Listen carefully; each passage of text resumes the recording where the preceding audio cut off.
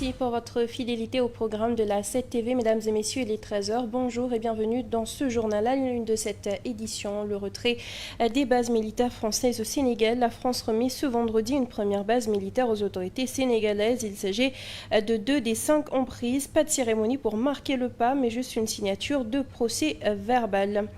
Et puis, chiffres alarmants du port de Dakar, les performances sont en baisse d'après le rapport de l'ANSD, une chute significative de 17,1% des activités de la structure est rapportée par le rapport, une contre-performance préoccupante pour l'un des piliers économiques du Sénégal. Et enfin, la brigade départementale des services d'hygiène de Dakar a procédé à une importante saisie de produits alimentaires impropres à la consommation au marché Petersen, une quantité de 4,5 tonnes, soit une contre-valeur de plus de 2 millions de francs CFA. La situation est alarmante, d'autant plus que certains vendeurs auraient falsifié les dates de péremption des produits. Voilà tout pour l'essentiel des titres. Le développement, c'est tout de suite.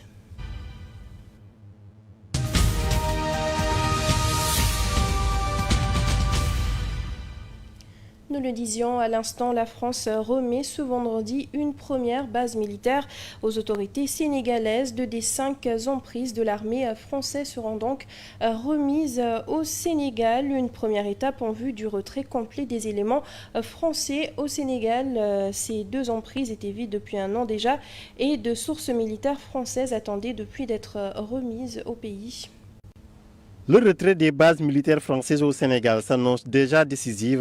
À la fin du mois de septembre, ils auront quitté le Sénégal. Le calendrier n'est pas encore officiel, mais les discussions techniques entre les deux parties pour un départ en bonne et due forme des éléments français au Sénégal devraient commencer dans les semaines à venir. 2 des 5 emprises de l'armée française au Sénégal seront officiellement remises aux autorités sénégalaises ce vendredi 7 mars 2025. Une première étape en vue du retrait complet des éléments français du Sénégal. Les 2 emprises militaires, un ensemble d'habitations et de hangars qui jouxtant le parc de Han, non loin du port de Dakar, devient donc officiellement sénégalaise. Mais une signature de procès verbal marquera le passage de ces 2 terrains de l'armée française vers l'armée sénégalaise. 162 Sénégalais sont employés directement par l'armée française et entre 400 et 500 le sont via des entreprises sous-traitantes. Mi-janvier déjà, plusieurs centaines de civils sénégalais ont manifesté leurs inquiétudes et réclamé de bonnes conditions de licenciement et de reclassement. Nous l'annoncions à l'instant, le port autonome de Dakar est en train de subir une baisse de performance en 2024. Le PAD a perdu près d'un tiers de son activité globale d'après les chiffres fournis par l'ANSD. D'après la source, le port a enregistré une chute spectaculaire en termes de débarquement, passant de 1,25 million de tonnes en décembre 2023 à seulement 790 000 tonnes en 2024, soit une perte de près de 500 000 tonnes. À propos des embarquements aussi, la situation est dégradante. Nous reviendrons là-dessus très prochainement. Et puis la crise sociale, une rencontre déterminante a eu lieu ce jeudi entre le ministre du Travail et la coalition des centrales syndicales du Sénégal. Cette réunion fait suite à la rencontre tripartite organisée entre le gouvernement, le patronat et les syndicats des travailleurs sous l'instruction du président de la République. Le ministre a salué l'importance de cette rencontre, soulignant qu'elle marque l'amorce d'une nouvelle ère pour un climat social apaisé au Sénégal. Selon lui, l'objectif de ces négociations est d'arriver à un consensus pour respecter les engagements mutuels et trouver des solutions bénéfiques pour toutes les parties. Il a également insisté sur la nécessité de parvenir à une redistribution équitable des ressources et des richesses. Sur un autre registre, le financement et la fiscalité locale, c'est le thème de la 4e journée de concertation avec les élus locaux du Sénégal. Le ministre de l'Urbanisme, des collectivités territoriales et de l'aménagement des territoires a présidé la cérémonie d'ouverture. Il est revenu sur le sens et l'importance de cette journée. Cette 4e journée revêt une importance particulière car elle aborde directement la question des ressources financières des collectivités territoriales. À cet égard, je tiens à rappeler les efforts de l'État à travers l'augmentation des fonds, des montants alloués aux collectivités territoriales, notamment tout ce qui est FDT, FECT. Ainsi, nous allons aller plus loin. Des réformes sont déjà en cours et porteront leurs fruits à court terme. Pour le volet fiscalité locale, Je vous invite à appréhender pour une meilleure maîtrise de l'assiette fiscale, un recouvrement efficace et efficient et une optimisation des recettes. Je vous exhorte d'approfondir les axes de réforme autour de quelques problématiques, de mécanismes de financement innovants, parmi lesquels je citerai le Fonds d'appui au développement local, les fonds verts pour les projets environnementaux et de résilience, les emprunts structurés, la responsabilité sociale des entreprises, le financement islamique, la mobilisation de l'épargne de notre diaspora, entre autres. Nous l'annoncions dans les titres ce jeudi, la brigade départementale des services d'hygiène de Dakar a procédé à une importante saisie de produits alimentaires impropres à la consommation. C'était au marché Petersen, une quantité de 4,5 tonnes, soit une contre-valeur de plus de 2 millions de francs CFA. Vous verrez dans ce reportage des vendeurs qui ont falsifié les dates de péremption des produits. 10 heures, l'heure du rassemblement et des derniers consignes. Le mot d'ordre est clair, assainir le marché de Petersen. Sur place, la brigade départementale a illico jaugé l'ampleur des dégâts. Des dates aux boissons en passant par des produits incontournables, tout y est. On a saisi une très grande quantité de produits alimentaires. Donc les motifs, c'est des produits périmés, d'autres, c'est des produits avariés. Parce que les conditions de stockage et de conservation font défaut pour certains. Quelques vendeurs rivalisent d'ingéniosité en falsifiant les dates de péremption. N'eût été la vigilance de la police d'hygiène, ça aurait atterri dans nos ventres. On a échappé belle. Selon l'adjudant Malay Diop, les contrevenants seront sanctionnés de manière proportionnelle. Ils seront convoqués et on va appliquer la loi à sa juste valeur pour chaque contrevenant. Au-delà des sanctions infligées, la Brigade nationale d'hygiène a préféré jouer la carte de la sensibilisation. Il y a un niveau d'information qui est insuffisant pour les commerçants parce que quand on s'active dans ce domaine agroalimentaire, donc on doit peut-être être en mesure de contrôler les produits, de savoir les conditions de conservation. Les produits qu'on doit conserver à frais, on ne peut pas l'exposer sous soleil. En haute température, donc ça peut endommager, ça peut dégrader le produit avant même sa date d'expiration. La Brigade nationale des services d'hygiène ne compte pas faiblir de sitôt et annonce d'autres opérations pour assainir le marché des produits nuisibles à la santé publique, surtout en cette période ramadanesque.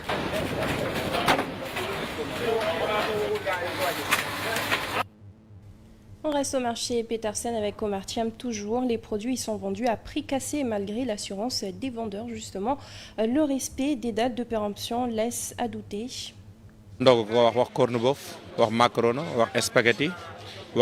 Marché Petersen. Ici, les denrées alimentaires sont en abondance, presque tous les mois de l'année. Mais en période de Ramadan, c'est une toute autre histoire. Les gens n'achètent que des produits alimentaires en cette période. Cependant, le marché est victime de sa réputation en raison des prix jugés trop abordables. On ne fait pas de marché élevé, contrairement aux autres qui en abusent. Mais ces produits alimentaires vendus presque au rabais n'ont-ils pas dépassé leur période de consommation? Les vendeurs balayent d'un revers de la main cette interrogation.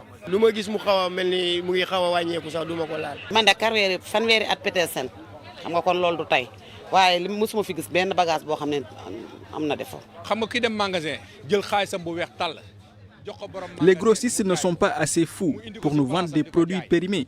Nous n'allons pas investir à perte.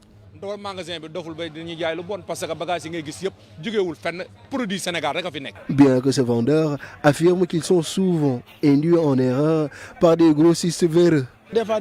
Parfois, d'aucuns font exprès de mélanger les produits avec d'autres qui ont dépassé leur délai. Cet habitué du marché, lui, malgré son empressement, prend toujours le soin de vérifier la date de péremption mentionnée sur les boîtes de conserve. Parfois, cela échappe à la vigilance des vendeurs, raison pour laquelle nous acheteurs, nous devons être en alerte à tout moment. Les services d'hygiène veillent au grain en cette période de Ramadan, tout en invitant les consommateurs à en faire pareil. Pendant ce temps, la direction de l'informatique du Trésor public a été victime d'un cambriolage. Les malfrats ont emporté des ordinateurs et une somme d'argent. Sur les lieux, l'accès est interdit aux journalistes et des travaux sont en train d'être effectués pour renforcer la sécurité. Ce cas de vol surprend néanmoins beaucoup de Sénégalais. Tout laisse penser qu'il s'agit d'un vol par escalade et que les cambrioleurs seraient passés par l'un des balcons de l'immeuble R+3 pour accéder à l'intérieur. Au premier étage, des ouvriers procèdent à des travaux, comme s'ils étaient en train de réparer des portes fracturées ou simplement de renforcer la sécurité des accès.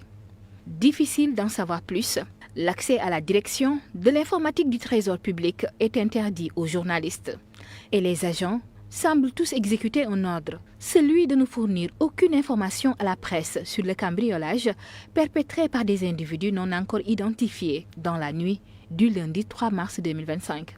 Ce forfait commis dans les locaux de la direction de l'informatique du Trésor public étonne beaucoup de Sénégalais, surtout ceux qui ont l'habitude d'emprunter cette rue du centre-ville de Dakar. Ça m'a choqué, comme tout le monde, parce qu'il faut sécuriser le pays, il faut tout sécuriser, ça c'est grave. C'est ça, c'est les données de l'État. Il fallait sécuriser ça et bien encore renforcer la sécurité, c'est ça. D'aucuns s'interrogent même sur le véritable mobile du cambriolage. Pourquoi le choix de cette direction névralgique du Trésor public? Ce cambriolage dans la direction de l'informatique du Trésor public est tout simplement inadmissible.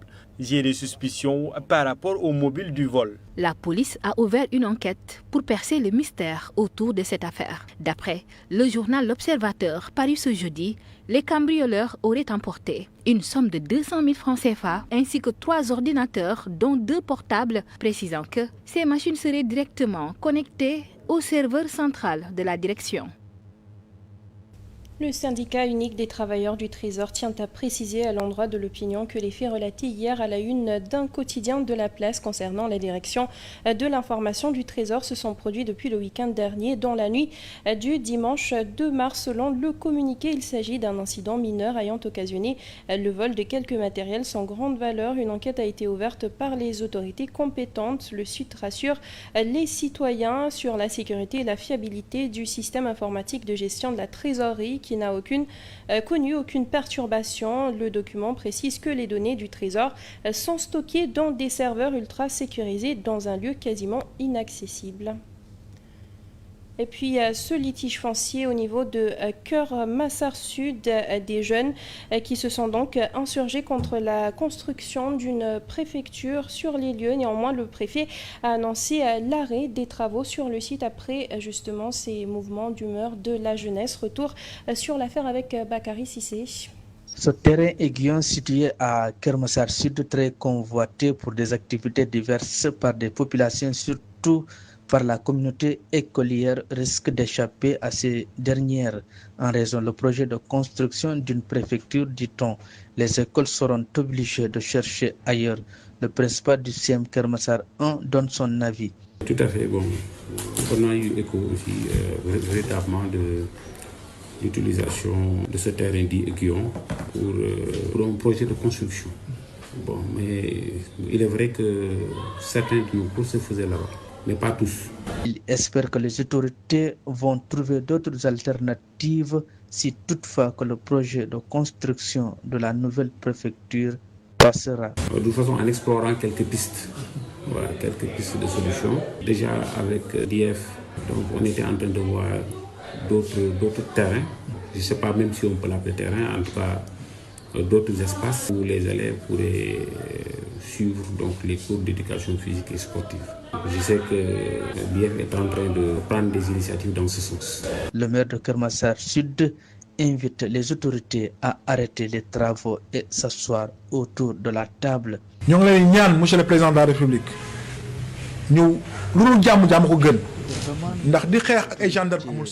d'arrêter les travaux de construction et s'asseoir autour de la table pour trouver des solutions.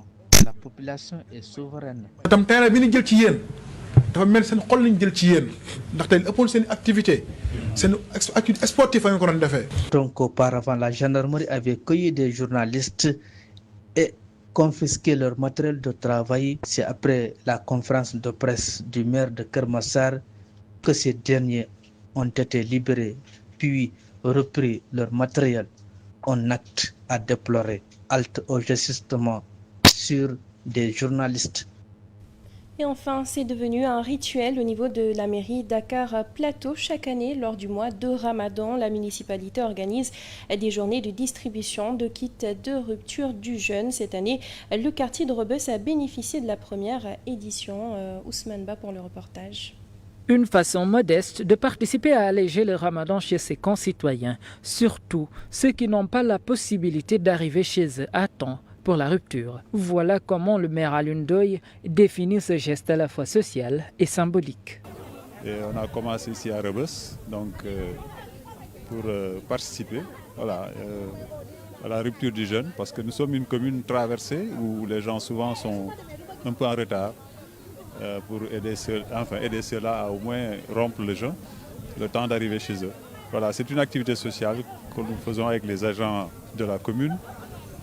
Avec aussi des personnes de la commune qui participent. Des centaines de kits au bonheur de toute personne qui se trouve sur les lieux au bon moment. Et pour cette année, avec plus de fréquence. On en fait 2 par semaine.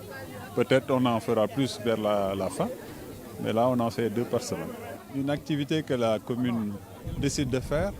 Elle le faisait avant, mais en étant souvent dans des ronds-points, les voies à forte circulation. Et là, nous avons décidé de faire un peu les quartiers, les différents quartiers. Des sandwichs, de l'eau, des dattes et du café. C'est la recette complète et elle sera maintenue durant tout le mois, selon les jours choisis pour respecter la tradition. Et nous passons tout de suite à la revue de presse.